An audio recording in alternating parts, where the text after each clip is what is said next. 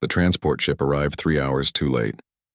Captain James Rodriguez stood on the bridge, staring at the screens showing what remained of New Harvest Colony. Smoke rose from every structure. The agricultural domes were shattered, their transparent panels scattered like broken glass across the red soil. Bodies lay in the streets, in the fields, in their homes. 47,000 people had lived on New Harvest yesterday. Today there were none. "Sir, we're getting the same reports from Prosperity Station in Green Valley," his communications officer said, her voice shaking. "Both colonies are gone. Total casualties estimated at 47,312.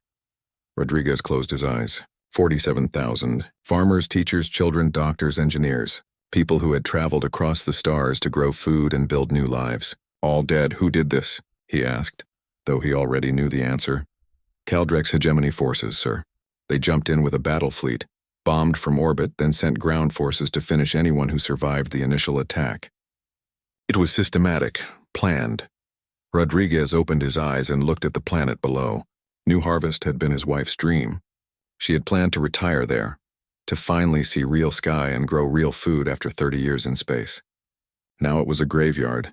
"Get me a channel to Earth," he said. "Command needs to see this." The message reached Earth 3 days later. Admiral Sarah Chen watched the footage in her office at Fleet Command headquarters. She had seen combat before, had lost friends and colleagues in skirmishes with pirates and territorial disputes. But this was different. This was murder on a massive scale. They used plasma weapons on civilian shelters, her intelligence officer explained, pointing at the data. The Kaldrex knew exactly where people were hiding. They hunted them down deliberately. Chen felt something cold settle in her stomach. "What's the Concordance saying?" "Ambassador Webb is presenting our case now. He's demanding immediate action." Chen pulled up the live feed from the Galactic Concordance chamber. The vast hall was filled with representatives from 200 species, each seated in their species-specific environments. Humans occupied a small section near the back, relative newcomers to this ancient institution. Ambassador Marcus Webb stood at the speaker's platform. He was a career diplomat, gray-haired and normally calm. Today, his face was red with barely contained rage. 47,000 civilians, Webb said, his voice echoing through the chamber. "Not soldiers, not combatants, farmers, children. They grew food. They taught school. They lived peaceful lives, and the Kaldrex hegemony slaughtered them without warning, without mercy, without cause." A Kaldrex representative rose from its seat. The species looked like massive crustaceans, their shells gleaming under the chamber lights. When it spoke, its translator rendered the clicks and whistles into galactic standard language. "The colonies were built on disputed territory," the Kaldrex said calmly. "We filed proper territorial claims 200 cycles ago. Humans ignored these claims. We were within our rights to reclaim our space." Webb stared at the alien in disbelief. "Your territorial claim gives you the right to murder children?" "The deaths were unfortunate but necessary. Humans should have evacuated when warned." "There was no warning," Webb shouted. "Your fleet appeared and started firing immediately."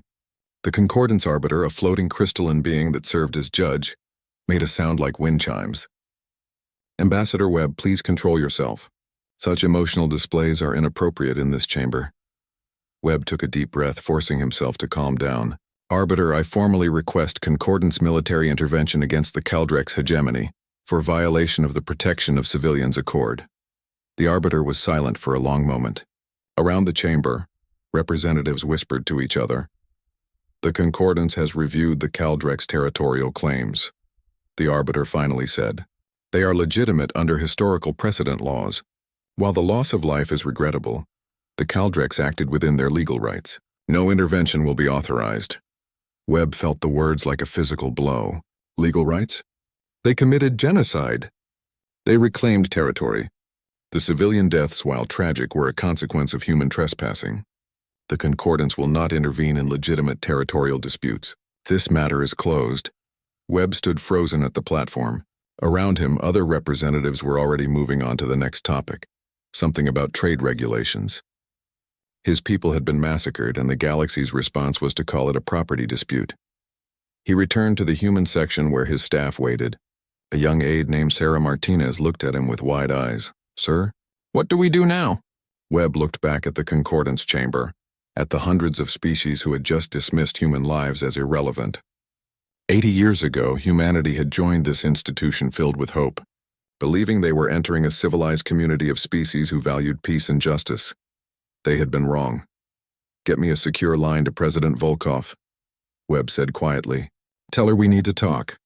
Tell her the Concordance has failed us." On Earth, President Elena Volkov sat in her office and watched the Concordance proceedings. She had been president for 6 years, had guided humanity through first contact, through the integration into galactic society, through the awkward years of learning alien customs and protocols. She had believed in the dream of a peaceful galaxy. Now she watched 47,000 of her people dismissed as acceptable casualties in a property dispute. Her chief of staff entered the office. "Madam President, the calls are flooding in. Every news network, every government representative, they all want a statement." "What are people saying?" Volkov asked. "They're angry. Very angry. There are protests in every major city. People are demanding action." Volkov turned away from the screen and looked out her window at the city below. Geneva had been the seat of human unity for over a century, the place where nations came together to speak as one species. That unity had brought them to the stars. That unity had made them vulnerable. "Get me Admiral Chen," she said, "and the Joint Chiefs, and every intelligence director we have. I want to know exactly what our military capabilities are. Madam President, we're bound by the Concordance Treaty restrictions. Our military is limited to defensive forces and—" "I know what the treaty says," Volkov interrupted. "I also know those restrictions were never mandatory. We accepted them voluntarily to appear peaceful, to be good galactic citizens." She turned back to face her chief of staff. "That experiment just ended. The Concordance made it clear that being civilized makes us targets, so we're going to stop being civilized." Her chief of staff stared at her. "Ma'am, humanity survived 10,000 years of killing each other before we reached the stars. We know how to wage war. We're very, very good at it. We just chose not to." Volkov's voice was cold now, emptied of emotion. "The Kaldrex and the Concordance just reminded us why we learned those skills in the first place. They're about to learn what humans are like when we stop pretending to be something we're not." She pulled up her communication system and began composing a message. "Not to the Concordance, not to the Kaldrex. To every human colony, every ship, every outpost across human space. 47,000 of our people are dead," she would tell them. "And the galaxy calls it legal. So we're going to teach them a lesson our ancestors learned the hard way. There's a difference between law and justice, and when law fails, humans make their own justice." The message would go out within the hour. The galaxy would receive it shortly after, and nothing would ever be the same. The Galactic Concordance chamber fell silent when President Elena Volkov's image appeared on the main display. This was unusual. National leaders rarely addressed the Concordance directly. They sent ambassadors for that purpose. But Volkov had requested emergency speaking time, and the arbiter had granted it. She stood behind a podium on Earth wearing a simple black suit. Behind her, displayed on screens, were the names of the dead. All 47,312 of them. The text scrolled slowly, a constant reminder. "Members of the Concordance," Volkov began, her voice steady. "3 weeks ago I watched you dismiss the murder of my people as a property dispute. I watched you invoke ancient laws and historical precedents to justify genocide. I watched you teach humanity a valuable lesson about how this galaxy really works." Around the chamber, representatives shifted uncomfortably. Ambassador Webb sat in the human section, his face carefully neutral. He had helped write this speech. He knew what was coming. "You've known humanity for 80 years, Volkov continued. "In that time, we've been model citizens. We've followed your laws, respected your customs, limited our military as you requested. We did everything possible to fit into your civilized society." She paused. "But I realize now that we never told you who we really are. So let me correct that mistake." She pressed a control and the screens behind her changed. Now they showed Earth.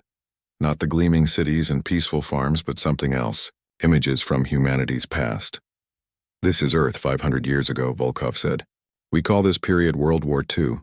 In 6 years, humans killed over 70 million of each other. We invented weapons that could destroy entire cities in seconds.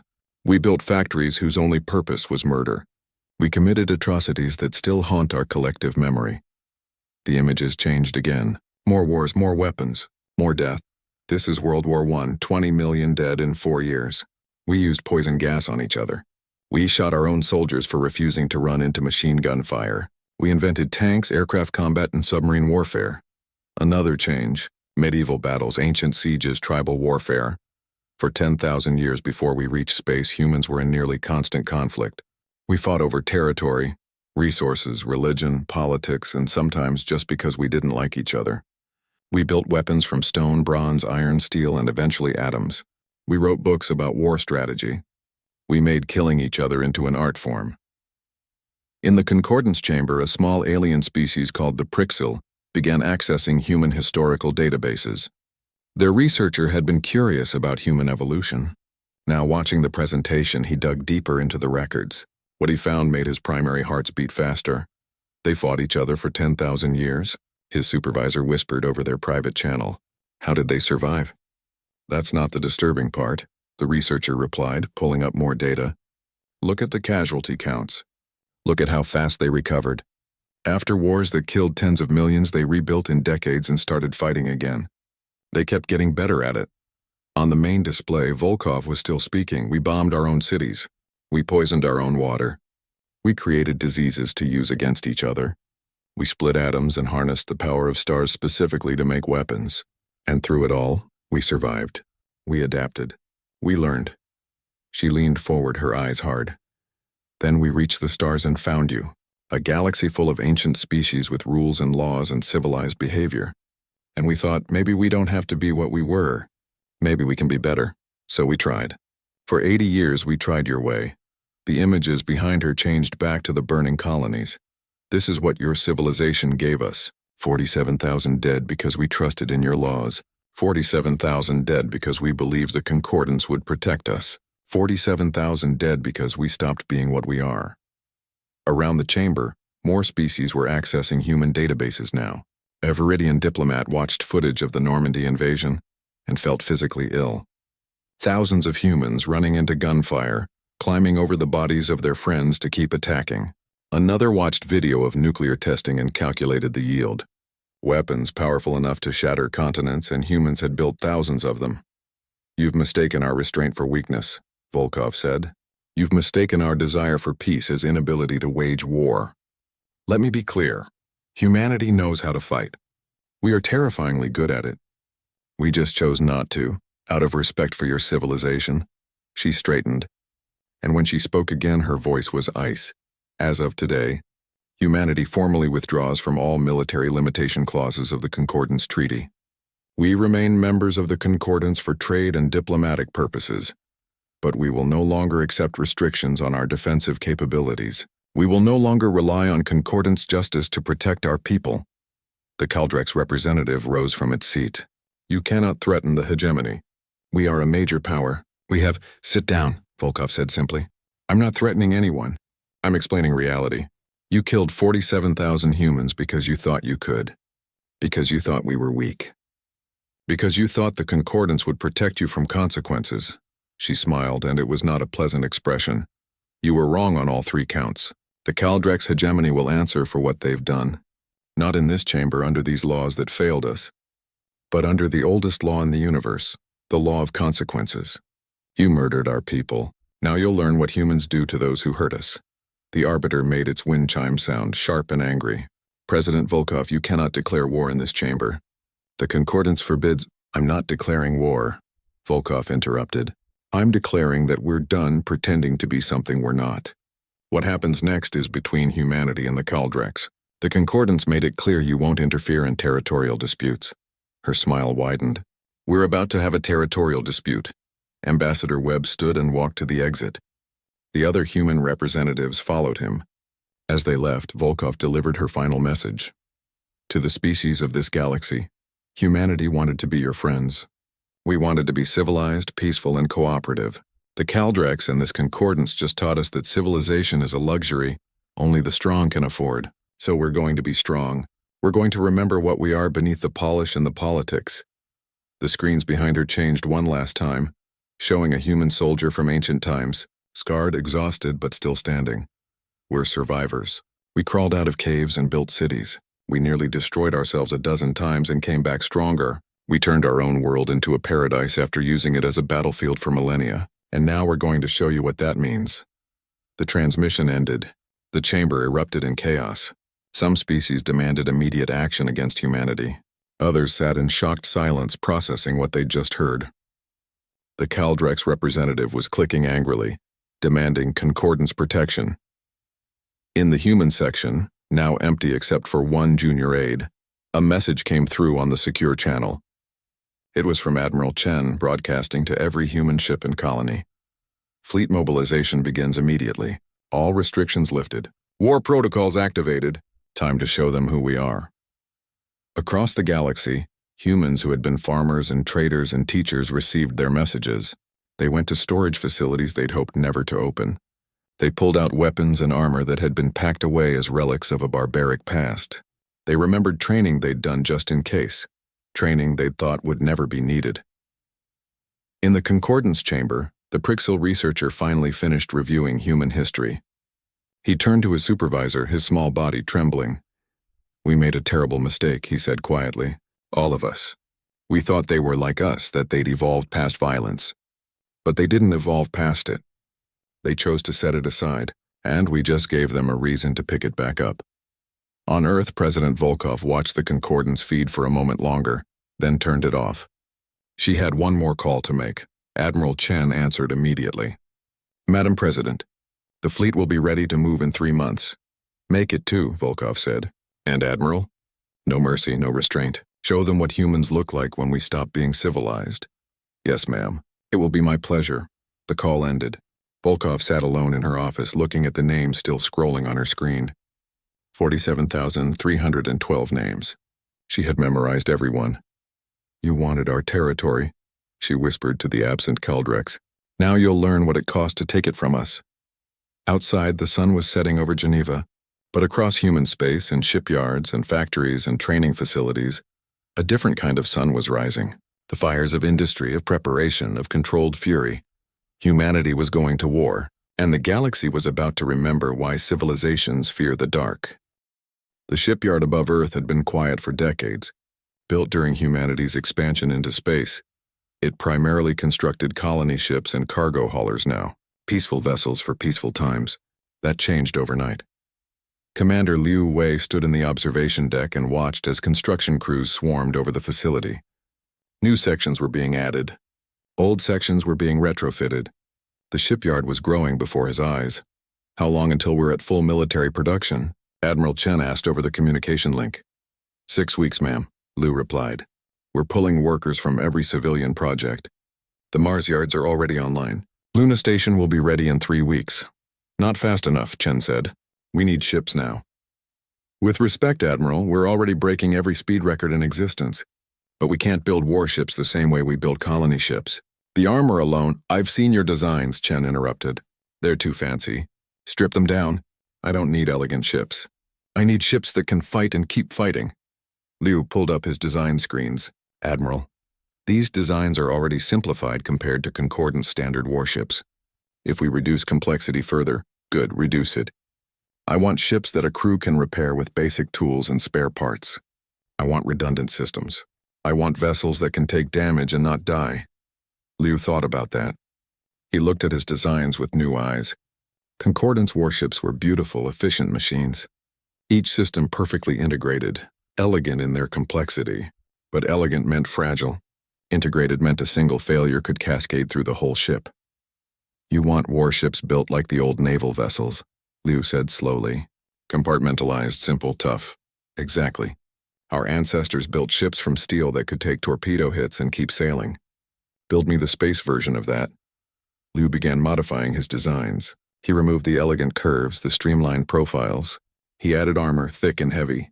He separated systems so damage to one wouldn't affect others. He added backup systems, then backups for the backups. The ships became blocky, ugly things, but they would be nearly impossible to kill. "These won't be pretty," he warned. "I don't need pretty," Chen replied. "I need functional." "How many can you build?" Liu ran calculations. "With full industrial conversion, maybe 200 capital ships in 6 months. 400 smaller vessels." There was silence on the line. Then Chen laughed, actually laughed. "Commander, the Kaldrex have 800 capital ships total. built over 2 centuries. You're telling me we can build a quarter of that in 6 months? Yes, ma'am. Humans are really good at mass production when we want to be. We learned that skill during our world wars. Then do it. And Commander, don't stop at 6 months. Keep building. I want 1,000 ships within a year. The call ended. Liu looked at his teams, at the shipyard expanding around him, at the industrial capacity of an entire species turning toward a single purpose. They could do this. Humanity had always been good at building things. They were about to remember how good. On Mars, the factories that built terraforming equipment shut down. Engineers retooled the assembly lines. Within weeks, they were producing weapons instead. Plasma cannons, missile systems, point defense arrays.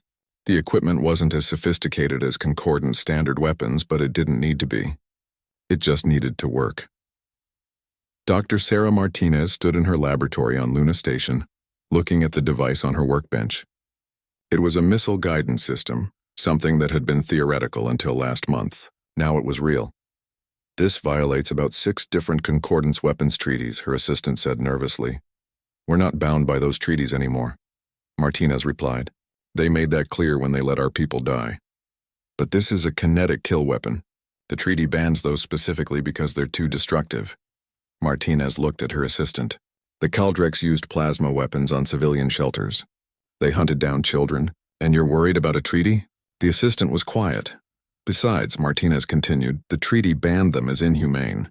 But you know what else is inhumane? Genocide. So we're going to use every weapon we can think of. If the galaxy doesn't like it, they should have protected us when we asked. She packaged the guidance system and sent it to manufacturing. It would be in production by next week. Across human space, similar scenes played out. Weapons designers pulled out old files, concepts that had been shelved as too aggressive for a peaceful species. They dusted them off and put them into production. Nuclear-pumped lasers, relativistic kill missiles, autonomous hunter drones. Weapons that had been deemed uncivilized were now deemed necessary. A Concordance observer named Kaldrex had been assigned to monitor human military buildup. It was standard procedure when a species withdrew from military limitation treaties.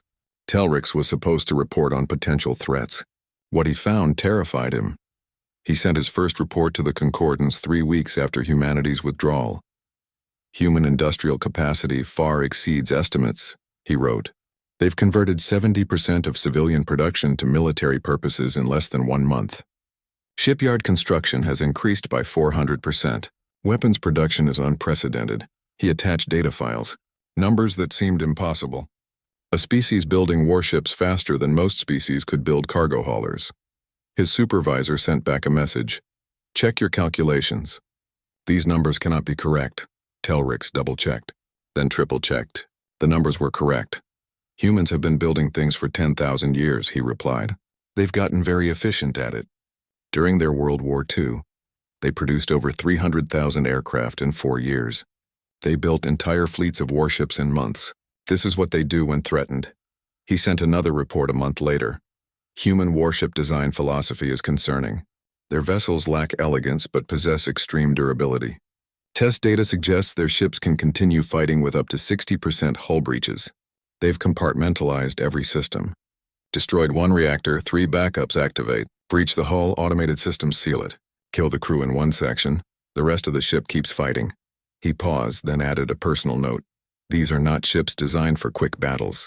These are ships designed for wars of attrition. Ships built by a species that expects to be hurt but refuses to die.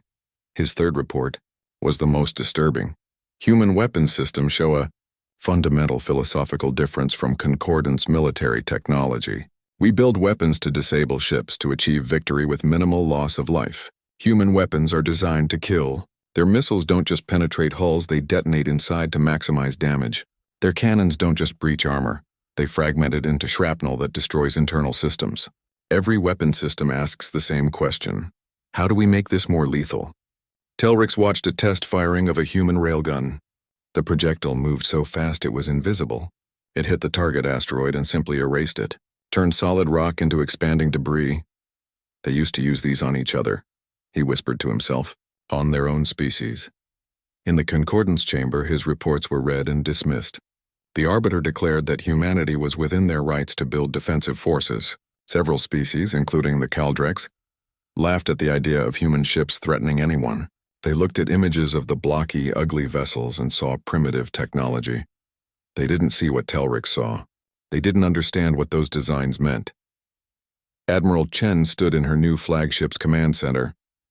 The ship was called Retribution because she believed in clear communication. It wasn't the fastest ship. It wasn't the prettiest. But it was the toughest thing humanity had ever built. All systems green, her first officer reported. Fleet reports ready status. 200 capital ships, 400 support vessels. Another 100 ships will be ready next month. Chen looked at the tactical display. 600 ships where 6 months ago they'd had barely 50 patrol vessels. She thought about the Kaldrex, about their ancient fleet of 800 ships that had been built slowly over centuries. "What's our current location?" she asked. "Earth orbit, ma'am. Set course for Kaldrex space. Maximum speed." "Ma'am, shouldn't we wait for the rest of the fleet?" Chen shook her head. "They can catch up. I've waited long enough. It's time to collect the debt." The fleet began moving, hundreds of ships accelerating away from Earth. On the hull of each vessel, painted in white letters, were the names of the dead colonies: New Harvest, Prosperity Station, Green Valley. And below them a count 47312. They weren't just ships. They were memorials. They were messages. They were promises.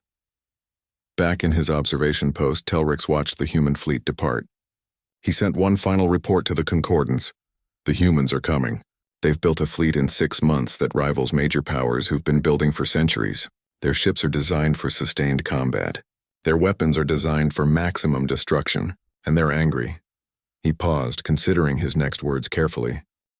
The Concordance dismissed them as primitive. The Kaldrex dismissed them as weak. Everyone assumed that because humans wanted peace, they couldn't wage war. We were all catastrophically wrong. These are the same humans who fought themselves for 10,000 years. The same humans who built weapons powerful enough to destroy their own world. They just stopped using those skills. Now they've remembered. He sent the report and sat back, while the Kaldrex First Defense Fleet detected the human ships 3 hours before they arrived. Fleet Commander Vraxis reviewed the sensor data with what passed for amusement among his species. 600 human vessels approaching in loose formation. Primitive, blocky ships that looked like cargo haulers with guns attached. "They're bringing their entire fleet," his tactical officer reported. "Should we alert 2nd and 3rd Fleet?" Vraxis made a clicking sound that indicated negative. 600 ships against our 800? Let them come. We'll crush this upstart species and teach the galaxy what happens when primitives challenge their betters. The Kaldrex fleet moved to intercept. They formed elegant battle formations, perfected over centuries of warfare. Each ship knew its position, its role, its function. It was beautiful, really. A dance of destruction. The human fleet didn't form any recognizable pattern. They just kept coming, spread across a wide front, disorganized, chaotic. "They don't even know how to fight." Vraxis clicked in satisfaction. "Prepare to fire. Target their command ships first." The Kaldrex opened fire at maximum range. Plasma bolts and energy beams crossed the distance between fleets. Several hit human vessels. The humans didn't even try to dodge. "Damage reports?" Vraxis asked. "Minimal, Commander. Their armor is surprisingly thick." Weapons had little effect. Vraxis felt a flicker of concern. "Increase power. All weapons, maximum output." The Kaldrex fleet fired again. This time the weapons burned through armor, breached hulls. 3 human ships took critical damage. Vraxis waited for them to fall back or explode. They kept coming. "Commander, those 3 ships are still fighting. Their weapons are still active." "How?" "We breached their hulls. They should be dead." On board the damaged human vessel Defiant, Captain James Chen surveyed his ship's status. Sections 3 through 7 were open to space. 14 crew members dead. 2 engines offline. But the ship's main systems were intact, protected by internal bulkheads and redundant power systems. "Engineering, can we keep fighting?" "Yes, sir. We've sealed the breaches. We're down to 60% capacity, but we're operational." Chen smiled grimly. This was exactly what the ships were designed for. "Take damage, keep fighting. All weapons target that Kaldrex cruiser.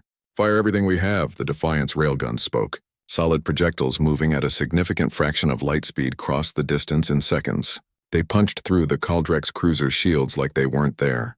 The cruiser's elegant armor, designed to deflect energy weapons, did nothing against solid metal moving at impossible speeds.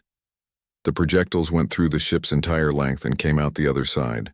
The cruiser broke apart, its compartmentalized systems catastrophically failing as the internal structure shattered. Target destroyed, the weapons officer reported. Acquiring next target. Across the battlefield, Vraxis watched in horror as human weapons tore through his fleet. The humans weren't using energy weapons. They were using kinetic weapons, mass drivers, railguns. Primitive technology that nobody had used in warfare for centuries because energy weapons were more efficient, more civilized. But kinetic weapons didn't care about shields. They didn't care about energy-resistant armor. They were just metal moving very, very fast, and fast-moving metal destroyed everything it touched. Evasive maneuvers, Vraxis ordered. All ships, maximum speed. The Kaldrex fleet began to scatter, but the human fleet didn't chase them. Instead, they broke into smaller groups and began targeting supply lines and communication relays. Admiral Chen watched the battle from Retribution's command center. The Kaldrex were running just as she'd expected. They'd won a few skirmishes over the centuries, but they'd never fought a real war. They didn't understand what war actually meant. Don't pursue the fleet, she ordered. Target their infrastructure. I want every supply depot, every fuel station, every repair facility destroyed. Cut them off. Ma'am, that will take months. Good. Let them watch. Let them see what's coming. The human fleet spread across Kaldrex space like a plague. They didn't fight big battles. They fought small ones constantly. A supply convoy here, a communication station there. They used hit-and-run tactics, ambushes, tricks that warfare historians would have recognized from Earth's ancient conflicts. The Kaldrex tried to respond, but found themselves fighting ghosts. Human ships would appear, attack and vanish before reinforcements could arrive. They used every advantage they could find. They hacked communication systems, broadcasting the names of the dead colonists on every frequency. They used psychological warfare, letting Kaldrex crews watch videos of what their people had done to human civilians. Commander Vraxis found himself unable to sleep. When he did sleep, he heard the names. 47,312 names, repeated endlessly on every channel. 3 weeks into the conflict, the Kaldrex tried a counterattack. They massed 300 ships and attacked a human mining operation. It was a trap. The human ships at the mining operation were bait. When the Kaldrex fleet committed to the attack, they found themselves surrounded by human reinforcements that had been hiding in the system's asteroid field. The battle was brutal and short. Captain Maria Rodriguez commanded one of the ambushing vessels. She watched the Kaldrex fleet realize their mistake, watched them try to escape. She remembered New Harvest, the colony her wife had dreamed about. She remembered seeing the bodies. No mercy, she said quietly. They gave none. They get none. Her fleet tore into the Kaldrex ships. They didn't just disable them. They destroyed them. Completely. Utterly. When the battle ended, 300 Kaldrex ships had become debris fields. The Concordance sent an emergency message to the human fleet. The Arbiter itself made the call. Admiral Chen, you must cease these attacks immediately. The Kaldrex have requested Concordance mediation. You're violating... We left your Concordance, Chen interrupted. We're not bound by your rules anymore. But the level of destruction is a fraction of what they did to our colonies. 47,000 civilians. Tell me, Arbiter, how many Kaldrex civilians have died? There was silence. None, Chen continued. Because we're only targeting military assets. We're fighting a war. They committed genocide. Don't talk to me about destruction. The Concordance demands. Chen ended the call. The war continued. The Kaldrex grew desperate. They tried massing their entire fleet for one decisive battle. The humans refused to engage. Instead, they attacked Kaldrex home space, destroying orbital facilities and industrial centers. Not the planets themselves, just the infrastructure. The Kaldrex fleet rushed home to defend their core worlds. The humans vanished, appearing in a different sector to attack supply lines again. It was maddening. The Kaldrex couldn't pin down the human fleet long enough to destroy it. They're not fighting like a civilized species, Vraxis complained to his superiors. They use ambushes, false surrenders, psychological attacks. They don't follow any rules. They told us they would stop being civilized, one of his superiors replied quietly. We didn't believe them. The final blow came 3 months into the conflict. A human commando team infiltrated Kaldros Prime, the Kaldrex homeworld. They didn't attack cities or kill civilians. Instead, they placed charges on every planetary shield generator simultaneously. When the charges detonated, Kaldrex Prime's defenses went dark. For 6 hours, the planet was defenseless. The human fleet jumped into orbit and simply waited. They didn't fire a single shot. They just broadcasted a message. This is Admiral Sarah Chen of the Earth Defense Fleet. Your planet is defenseless. We could destroy it right now. We could kill billions of your people the way you killed 47,000 of ours. But we won't because we're not like you. We don't murder civilians, the message continued. Your fleet is scattered. Your infrastructure is destroyed. Your military capacity is down to 40%. You've lost this war, but you can still save your people. Surrender now, face justice for what you did, and your civilians will be spared. Refuse and we'll continue this war until there's nothing left of your military. The choice is yours. You have 24 hours. Across Kaldrex Prime, millions of Kaldrex watched the human fleet in orbit. They had seen the footage from New Harvest. They knew what humans were capable of when they stopped being civilized, and they realized that the humans were showing more mercy than the Kaldrex had shown them. Commander Vraxis sat in his command center, looking at tactical displays showing the remains of his once mighty fleet. 800 ships had become 350. Supply lines were shattered. Morale was gone, and the humans weren't even trying their hardest. They could have done so much worse. He had called humans primitive, weak, uncivilized. He had been wrong on all counts. Contact the human fleet, he told his communications officer. Tell them we surrender. 24 hours later, the Kaldrex hegemony formally surrendered to humanity. The terms were harsh: reparations. 6 months after the Kaldrex surrender, Ambassador Marcus Webb walked through the rebuilt New Harvest colony. The buildings were new, constructed from materials mined from the Kaldrex reparations. The agricultural domes gleamed in the sunlight. Children played in the streets, their laughter carrying on the wind. But in the center of the colony stood a memorial. 47,312 names carved into black stone. Webb stopped in front of it, as he always did when he visited. He ran his fingers across the names, feeling the letters etched deep into the rock. "We remember," he whispered. Behind him, a young girl approached. She couldn't have been more than 8 years old. She placed flowers at the base of the memorial. "My aunt's name is here," she said quietly. "I never met her. She died before I was born." Webb knelt down beside her. "What was her name?" "Sarah Martinez. She was a teacher." Webb found the name on the stone. He remembered reading her file. 26 years old. Had taught elementary school. Had dreams of opening a library. Had died in her classroom trying to shield her students. "She was brave," Webb said. The girl nodded. "My mom says we should never forget. That's why they built this place exactly where the old colony was. So we remember what happened when we trusted others to protect us." Webb stood looking at the memorial, at the colony beyond it, at the military garrison on the hill. 200 human soldiers, a permanent presence, armed and ready. A reminder to the Kaldrex and to humanity itself. Never again. "Your mom is right," Webb said. "We should never forget." The girl ran off to join her friends. Webb watched her go, watched the children play in a place where children had died. Life continuing despite tragedy. That was humanity's greatest strength, really. The ability to rebuild, to move forward, to survive. His communication device beeped. A message from Earth. President Volkov wanted to speak with him before he returned to the Concordance chamber. The holographic call connected. Volkov looked older than she had 6 months ago. The war had aged her, even though it had been relatively short by historical standards. "Ambassador Webb," she said, "I wanted to brief you before tomorrow's session. The Concordance is voting on new military limitation treaties. They want to restrict us again. 40 species have signed a petition demanding humanity accept new limits. They're afraid of us now." Webb wasn't surprised. The war had shown the galaxy what humans could do. It had shattered the comfortable assumption that ancient species were inherently superior to young ones. Now everyone was scrambling to figure out how to deal with humanity. "What's your position, Madam President?" Volkov was quiet for a moment. "I don't want to be the species everyone fears. But I also won't go back to being defenseless. We tried that. It got 47,000 of our people killed. So what do? We offer a compromise.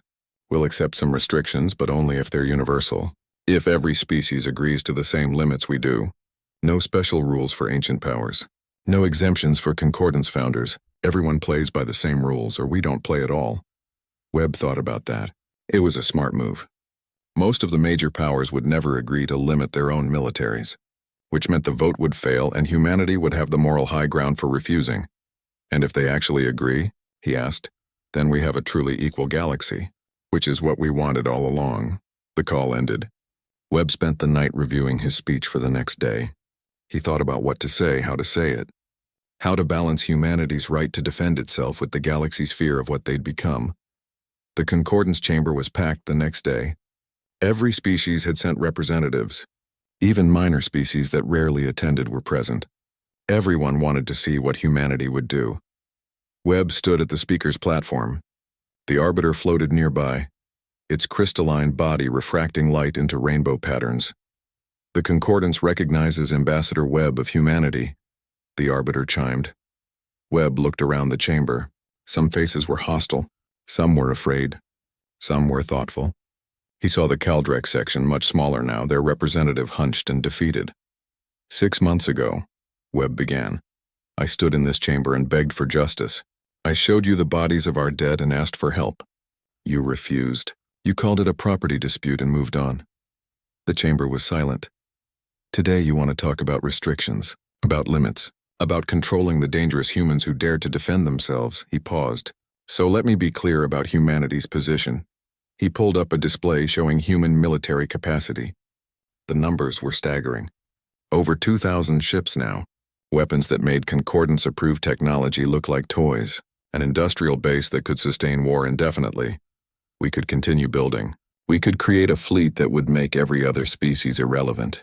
We have the capacity. We have the knowledge. We survived 10,000 years of warfare. We know things about conflict that most of you have forgotten or never learned. Around the chamber, representatives shifted nervously. But we don't want that, Webb continued. We never wanted that. We wanted to be part of a civilized galaxy. We wanted to trust in laws and justice. We wanted to believe that the Concordance would protect us. He let that sink in. You failed us. But we don't want to fail you the same way. So here's our proposal. Universal military restrictions. Every species accepts the same limits. No exemptions. No special treatment for founders or major powers. We'll restrict our military if everyone else restricts theirs equally. The chamber erupted in noise. Representatives arguing with each other, with their own delegations, with anyone who would listen. The major powers were outraged. Smaller species were excited. Everyone had an opinion. The Arbiter made a loud chiming sound that meant silence. Ambassador Webb, it said. You know such restrictions would never be accepted by the established powers. Then I guess we won't accept them either, Webb replied. You can't have it both ways. You can't demand we be weak while you remain strong. That's not justice. That's not equality. That's just fear. A representative from a species called the Viridian stood. They were one of the founding members of the Concordance, an ancient and powerful civilization. The young species demands equality, the Viridian said, its voice dripping with contempt. You've been in space for barely a century. We've maintained order in this galaxy for millennia. You think you deserve the same status as us? Webb looked at the Viridian for a long moment. 6 months ago we would have said no, he finally replied. We would have deferred to your experience, your wisdom, your age. But you know what? Age doesn't mean wisdom. Power doesn't mean justice. You've had millennia to build a fair system and you failed. You let genocide happen because it was politically convenient. So yes, we demand equality. Because we've proven we can take it if you won't give it. The Viridian started to respond, but Webb cut him off. Here's what's going to happen. You're going to vote on our proposal. If it passes, wonderful. We'll all restrict ourselves equally and build a truly fair galaxy. If it fails, humanity will continue building our military. We'll protect ourselves and any other species who wants our protection. And you'll have to live with the fact that the scary young species is now powerful enough to ignore you. He paused. The choice is yours. You can accept us as equals or you can fear us as threats. But you can't dismiss us as irrelevant anymore. Those days are over. Webb left the platform. As he walked back to the human section, he passed the Kaldrex representative. The alien looked at him with what might have been respect. You've changed the galaxy, the Kaldrex said quietly, whether they admit it or not. You changed us first, Webb replied. We would have been happy staying peaceful, but you taught us that peace is only possible between equals. So we became your equals. The vote took place 3 hours later. The universal restriction proposal failed as expected. Only 15 species voted in favor. The major powers all voted against it, unwilling to limit their own militaries. President Volkov addressed the Concordance after the vote results were announced. "We gave you a chance to create a fair system," she said. "You refused. So humanity will continue to maintain a military capable of defending ourselves and our allies. We're not interested in conquest or domination, but we're also not interested in being victims again." She looked directly at the camera, and Webb knew she was speaking not to the Concordance, but to every human watching. "We learned a hard lesson these past months. Civilization is valuable, but it's not survival. Justice is important, but it requires strength to enforce. Peace is the goal, but sometimes you have to fight for it." She paused. "We're not going back to who we were before. We can't. 47,000 of our people are dead because we trusted in systems that failed us. We honor their memory by ensuring it never happens again. We remember what we are: survivors, builders, fighters, and we'll never apologize for that again." The transmission ended. The Concordance chamber dissolved into chaos. Some species demanded sanctions against humanity. Others quietly approached Webb about defense agreements. A few just sat in shocked silence, trying to process how the galaxy had changed so quickly. Webb returned to his office and found a message waiting. It was from Admiral Chen.